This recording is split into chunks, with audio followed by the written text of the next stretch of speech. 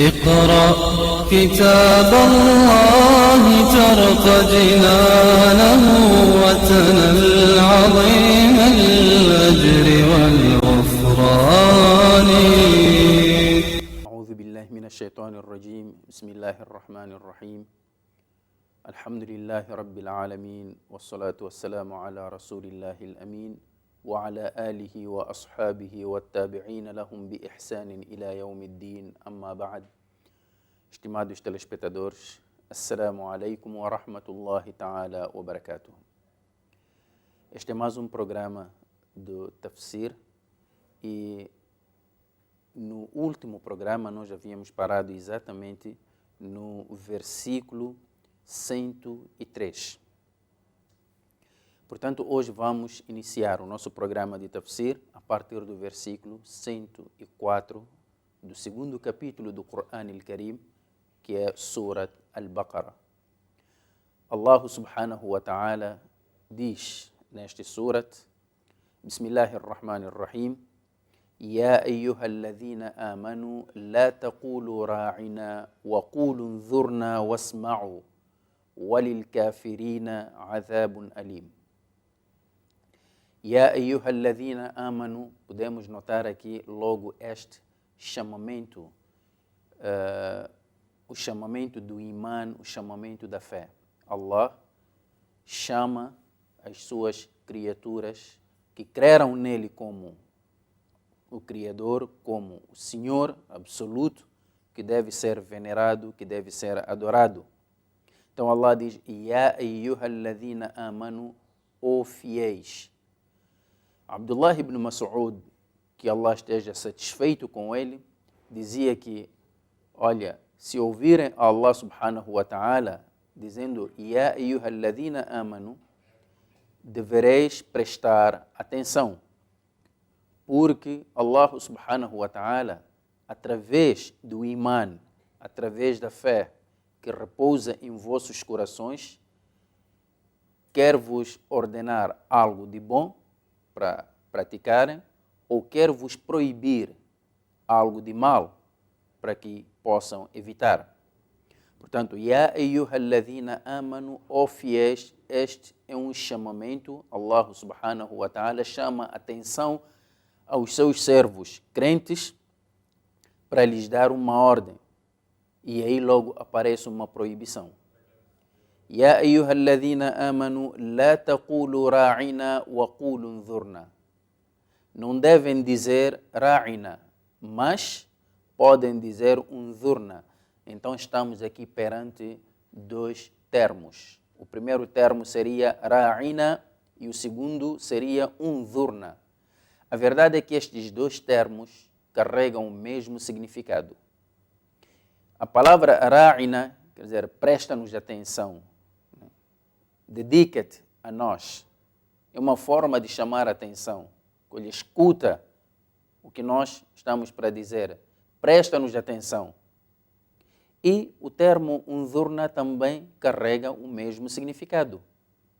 Entretanto, o que é mais curioso é que Allah proíbe os crentes de usarem o primeiro termo e permite o uso do segundo termo. Por que isto? Por que Allah permitiu o uso do segundo termo e proibiu o uso do primeiro termo? Tendo em conta que os dois termos carregam o mesmo significado. Então, aí temos que voltar para aquilo que era, digamos, a prática dos judeus em Medina. Às vezes, nós sabemos que a língua árabe e a língua hebraica são línguas semíticas, praticamente têm as mesmas raízes. Então, existem palavras comuns. Uma destas palavras é a palavra ra'ina, em que os árabes conheciam o seu significado e os judeus também conheciam o seu significado, só que no vocabulário deles, esta palavra ra'ina carregava um outro significado que o termo unzurna não comportava. E essa palavra e esse significado era um significado pejorativo. Derivava do termo ru'una. Ru'una praticamente é um mal-estar, ou uma forma de se apresentar, uma forma inadequada de se apresentar. Normalmente diz-se de uma pessoa que apresenta, digamos, uma forma não civilizada, uma pessoa rude. Então, e eles usavam esta palavra não no sentido do seu significado positivo. Eles usavam esta palavra, os judeus, quando se referiam ao Nabi Muhammad, sallallahu alaihi wasallam, de uma forma pejorativa, como uma forma de, digamos, desvalorizar a imagem do próprio profeta, sallallahu alaihi wasallam, como uma forma de ridicularizar o profeta, sallallahu alaihi wasallam. Então é por isso que eles diziam ra'ina, quer dizer, ra'ina referindo-se de que, olha, ou tu que és rude, ou tu que és, digamos, insocial, seja lá o que for, era uma forma pejorativa. Então, Allah subhanahu wa ta'ala chamou a atenção aos crentes quanto a estas artimanhas dos judeus. Olha, cuidado, é preciso observar essas palavras.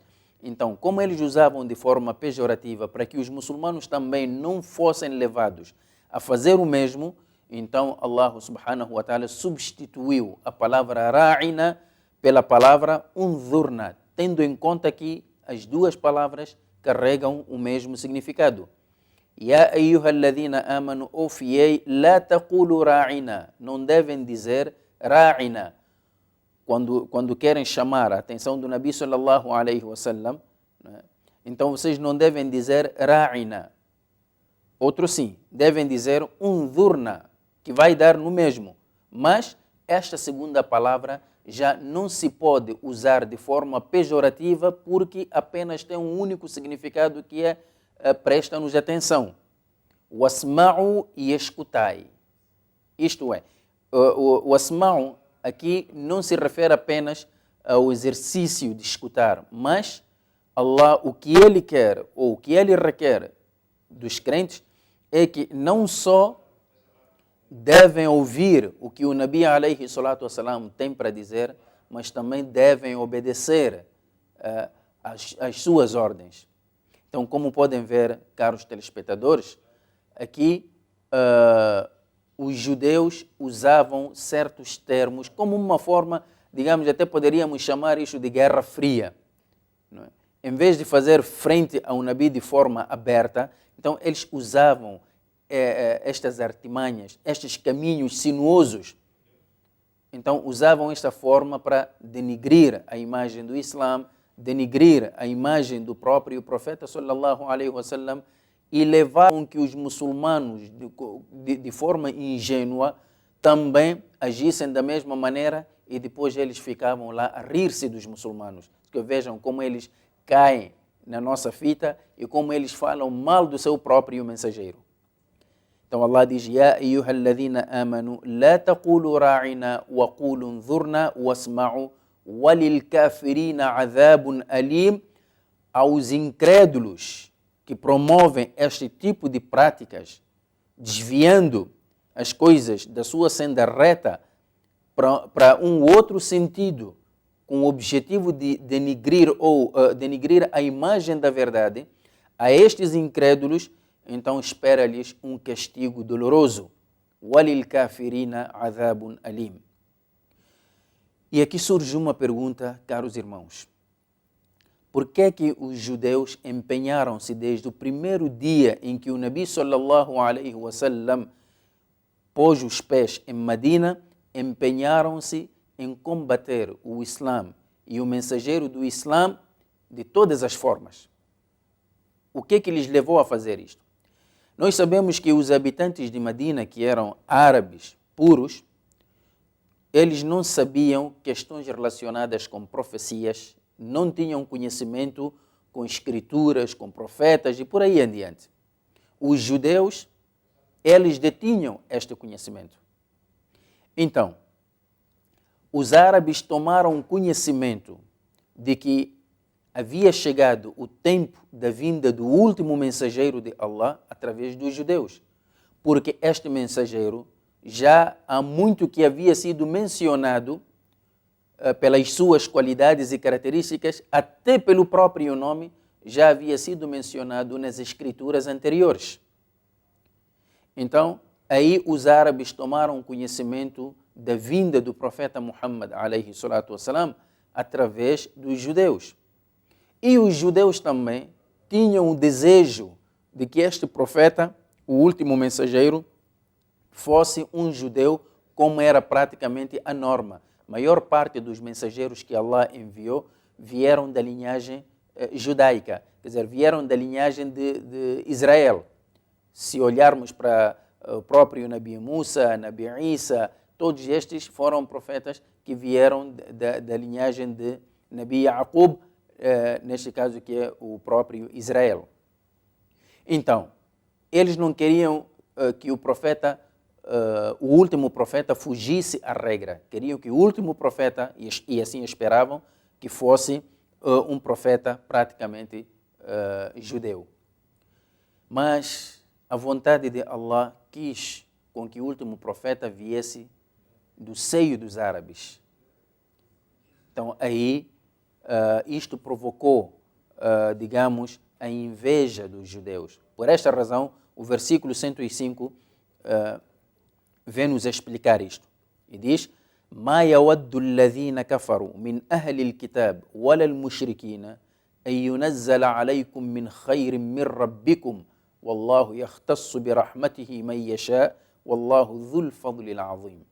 ما يود, quer dizer, não desejam, الذين كفروا, aqueles que descreram, من أهل الكتاب, dentre os adeptos do livro, ولا المشركين, nem os incrédulos, أن ينزل عليكم من خير من ربكم, que algo de bom seja revelado ou seja-vos revelado por parte do vosso Senhor. Quer dizer, eles não desejam que qualquer coisa de bom, qualquer coisa de bem venha do Criador para vós.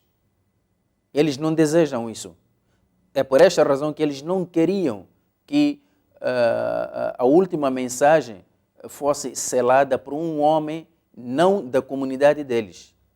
Mas porque Allah escolheu do povo árabe, e aliás, o povo árabe era tido pelos judeus como um povo ignorante, sem cultura, sem civilização nenhuma. Mas mesmo assim, deste povo iletrado, deste povo ignorante, deste povo mergulhado na barbaridade, Allah escolheu do seio daquele povo o último mensageiro que vinha trazer a última mensagem do Criador para as suas criaturas. Então eles não desejam isso. Por esta razão, Allah diz que eles não desejam isso. Por quê? وَلَا الْمُشْرِكِينَ أَن يُنَزَّلَ عَلَيْكُم مِّنْ خَيْرٍ مِّن رَبِّكُمْ.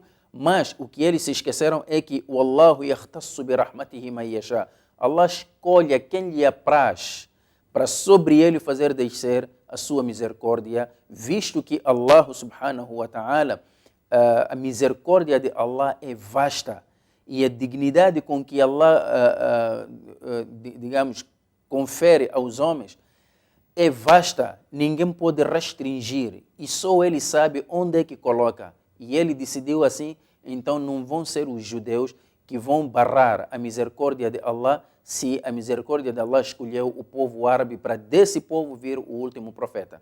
Mas nós ainda vamos continuar nesta questão, mas depois de uma ligeira pausa, portanto fique aí e voltamos dentro de instantes. اقرأ كتاب الله ترق جنان اقرأ كتاب الله ترق جنان الحمد لله رب العالمين والصلاة والسلام على رسول الله الأمين وعلى آله وأصحابه ومن والاه.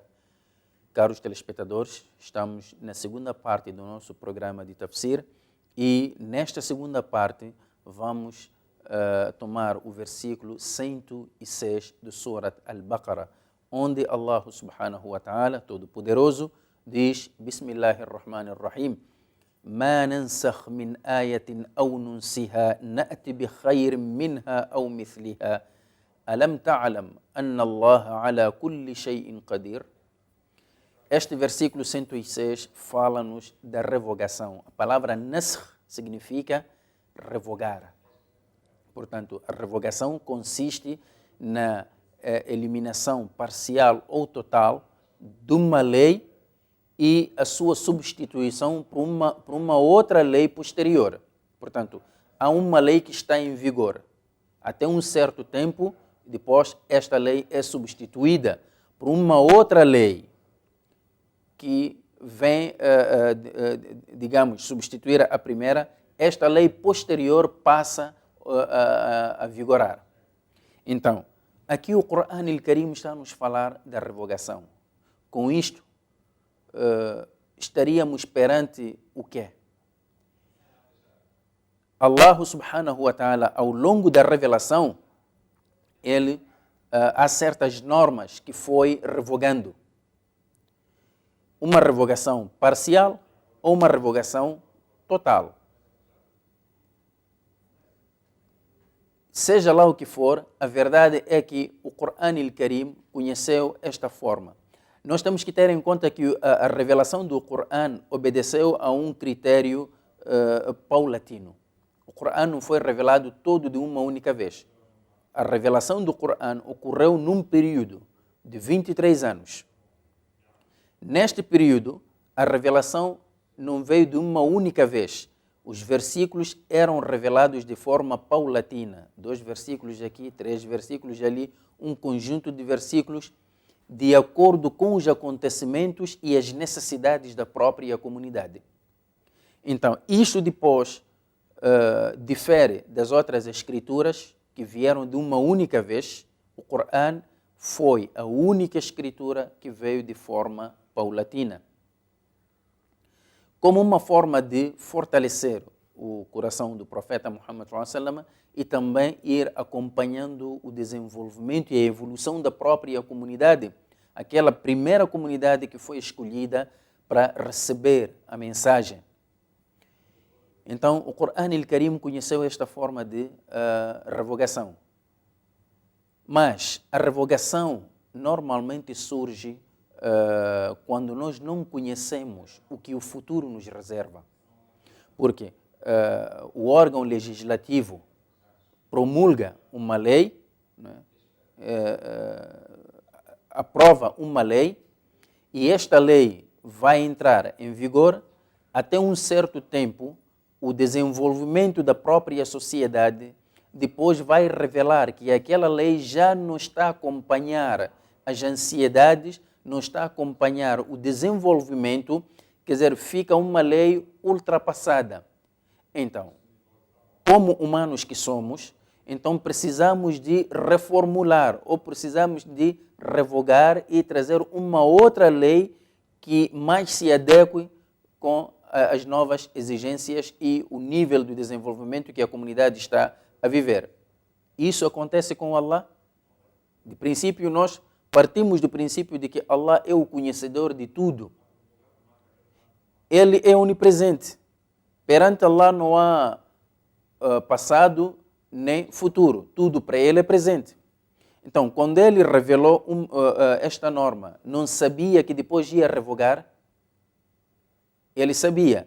Então, a revogação, quando se trata do ser humano, parte de um pressuposto, que é a nossa própria ignorância. Mas perante Allah, já não é assim. Allah subhanahu wa ta'ala, digamos, revela uma norma, que ele sabe que esta norma vai vigorar até um certo tempo e que depois será substituída por uma outra norma. É como se fosse o exemplo do médico. O médico o que é que diz? Ele, perante o seu paciente, olha para o estado do seu paciente e diz que, olha, vai tomar este medicamento. Mas na ótica do médico, ele sabe que, olha, depois de tomar este medicamento, vou-lhe mudar para um outro medicamento. Porque até lá já estará em condições para poder levar uma nova medicação. Mas ele não diz nada ao paciente. Para o médico estava dentro de um plano. Enquanto que para o doente parece que o médico não sabia o que estava a dar. Alguém pode dizer assim, olha, mas o médico quando me dá este medicamento, depois manda-me mudar para um outro medicamento. Então este senhor não conhece nada. Não, o médico sabe. Isso tem a ver com o estado de enfermidade do próprio paciente. E aí ele vai dando os medicamentos de forma gradual. Substitui este com aquele, ou até um certo tempo, depois muda para uma outra medicação, e é assim que Allah subhanahu wa ta'ala faz. Ele sabe que esta comunidade, acompanhando a sua evolução, então vai precisar destas normas até um certo tempo. Daqui para lá vai precisar de novas formas, ou novas normas de conduta social. Então, o Qur'an al-Karim traz esta revogação. E há vários exemplos no Qur'an al-Karim que podem elucidar ainda mais a revogação. Vejam que os muçulmanos, quando saíram de Meca e migraram para Medina, os primeiros 16 meses, durante as suas orações, eles voltavam-se, viravam os rostos em direção a Jerusalém. Então, fizeram salat, eles fizeram oração, praticavam as suas orações, voltados em direção a Jerusalém, a mesquita de Jerusalém. 16 meses. Depois, Allah subhanahu wa ta'ala revogou esta norma e ordenou os muçulmanos para que se voltassem em direção ao Al-Kaaba, o santuário de Meca, já para toda a eternidade. Isto foi uma revogação. Há mais outros exemplos também de revogação no Qur'an al-Karim. Poderíamos aqui citar, mas a mudança do Qibla, a mudança de direção, para onde é que nós temos que direcionar o rosto quando estamos em oração, então é o exemplo mais vivo da revogação no Qur'an al-Karim. Então Allah diz: "Ma nansakh min ayatin aw nunsiha na'ti bi khayrin minha aw mithliha." Quer dizer, nós não revogamos nenhum versículo ou fizemos esquecer esse versículo, então traremos melhor do que isso ou algo igual. Alam ta'lam anna Allah ala kulli shay'in qadir. Então tu não sabes que Allah tem poderes, Ele é poderoso sobre todas as coisas? Ele tem poder sobre todas as coisas. Portanto, Allah, quando traz a sua legislação, não faz por capricho. Então, há algum propósito por detrás dessa forma de legislar. Allah tem um propósito. Então, este versículo também tem um outro fundo. É que Allah subhanahu wa ta'ala informa-nos no Alcorão que Ele enviou para cada povo um mensageiro. Normalmente, o mensageiro era local e a mensagem era destinada para um determinado povo.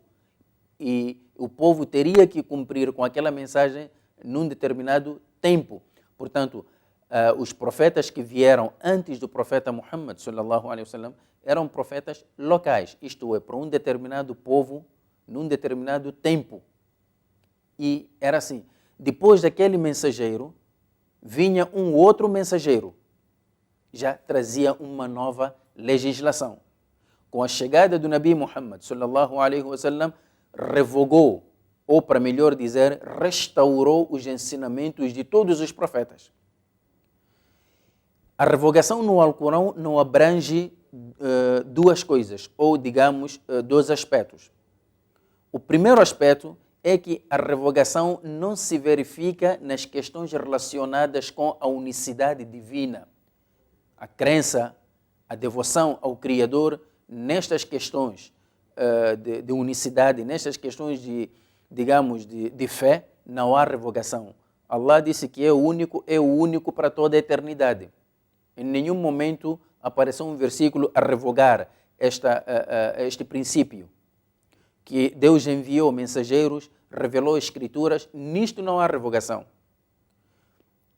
O segundo aspecto são as histórias dos povos anteriores, das escrituras anteriores que o Qur'an al-Karim relata, nisso também não há revogação. São apenas passagens, são fatos históricos. Nos fatos históricos não há revogação. A revogação só verifica-se nas questões legislativas, as normas de conduta. O que é que devemos fazer, o que é que não devemos fazer, nas questões lícitas e ilícitas. O próprio Nabi Isa, o Qur'an al-Karim, diz que quando ele chegou, tornou lícito muita coisa que no tempo do Nabi Musa eram proibidas para o povo judeu. Estamos a falar, por exemplo, de gordura dos animais. Para eles era proibido, mas Nabi Isa, quando chegou, tornou isto lícito com a anuência do Criador. Portanto, a revogação sempre se verificava assim. Então, cada profeta que vinha ensinava o seu povo, e quando este profeta morresse e Allah enviasse depois um outro profeta, então o povo tinha que seguir este novo profeta. E isto verificou-se até o tempo do profeta Muhammad sallallahu alaihi wasallam. Já com a chegada do Nabi Muhammad alaihi wasallam, então a humanidade já tinha que seguir este novo mensageiro, e ele, entretanto, não vinha descartar aquilo que foram os ensinamentos dos profetas anteriores. Não vinha revogar a questão da crença, não vinha revogar, digamos, as passagens históricas dos outros profetas. Simplesmente na questão da jurisprudência, na questão da legislação, aí sim houve revogação. Né? Houve revogação, a maneira de fazer o salat, a maneira de jejuar, a maneira de observar o zakat. Nisso, então, o profeta sallallahu alaihi wasallam traz uma nova legislação. Então, é por esta razão que Allah diz: Alam ta'lam anna Allah lahu mulku as-samawati wal ard wa ma lakum min dunillahi min waliyyin wala nasir. Então, acaso não sabem que a Allah pertence o reino dos céus e da terra? Ele revoga o que lhe apraz, legisla o que lhe apraz. Wa ma lakum min dunillahi, e além de Allah não tendes socorredor, nem, digamos, não tendes amigo, socorredor, e nem terão salvação senão a salvação do Criador. Portanto, nós estamos no reino de Allah, Ele envia as normas que bem lhe apraz para o bem das suas criaturas. Portanto, com estas palavras, nós vamos parar aqui para continuarmos no próximo programa de Tafsir. Até lá, fique na misericórdia do Criador. Jazakumullahu khairan. Wassalamu alaikum wa rahmatullahi ta'ala wa barakatuh. اقرأ كتاب الله ترق جنانه وتنل عظيم الأجر والغفران.